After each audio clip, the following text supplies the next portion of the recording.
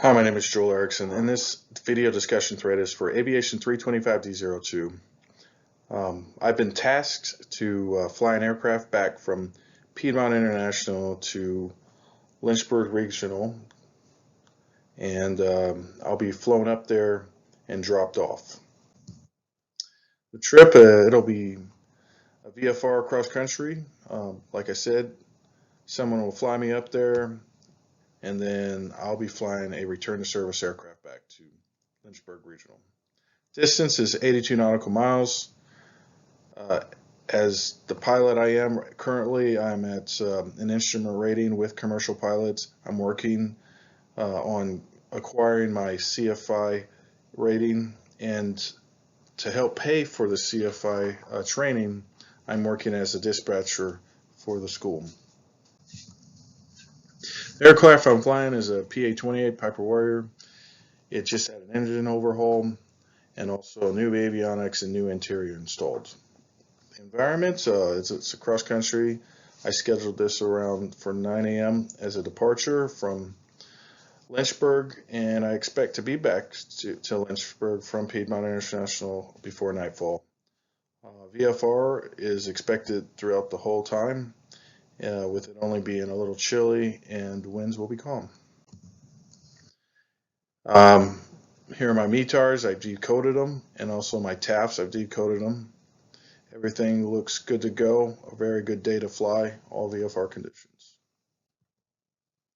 Some of the external pressures I have is just that I'm just wanting to making a good impression on my boss with picking up this aircraft in the hopes of hopefully getting hired on as a CFI once I've finished my CFI rating. Some things I need to make sure of is I definitely need to go through my I'm safe checklist, make sure didn't take any medication that's not that makes me groggy. Also, if I'm sick or anything, any stress, make sure I definitely haven't had alcohol within at least 8 hours. If I'm fatigued and if I'm emotion as far as making sure I have a good breakfast in the morning before this flight. Here on the ForeFlight, which I think most all pilots in general aviation use, breaks it down everything from my time en route to fuel burnt to my Winslow table, etc. I will personally be requesting flight following just to ensure that I'm safer on my routes back, just in case. It's just an added protection. I don't believe I'll probably file an IFR plan, but I could also do that just to do it, just to ensure that much more safety. Um, Here, it just shows how ForeFlight breaks this down. Definitely want to know my runways, links, also my taxiways, all that. We also have to always check for any type of flight, whether it's cross country or not. All our runway NOTAMs and or in our airport NOTAMs, en routes and also runways. As you can tell here, I just looked through ForeFlight quickly. NOTAMs, surf analysis chart, winds aloft table, departure NOTAMs. It shows us our obstruction with 10 nautical miles, runway, taxiway, aerodrome NOTAMs. Also looking at my destination NOTAMs.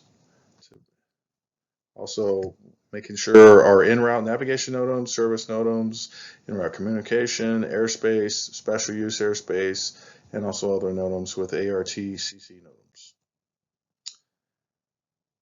The scripture I chose for this video discussion thread comes from Psalms 95, 1 through 6. It states, "O come, let us sing to the Lord. Let us make a joyful noise to the rock of our salvation. Let us come into his peace with thanksgiving. Let us make a joyful noise to him with songs of praise. For the Lord is great God, and great King above all gods. In his hand are the depths of the earth, the heights of the mountains are his also. The sea is his, for he made it, and his hands formed by dry land. O come, let us worship and bow down. Let us kneel before the Lord, our Maker." Here are my references. I hope you enjoyed this video discussion thread.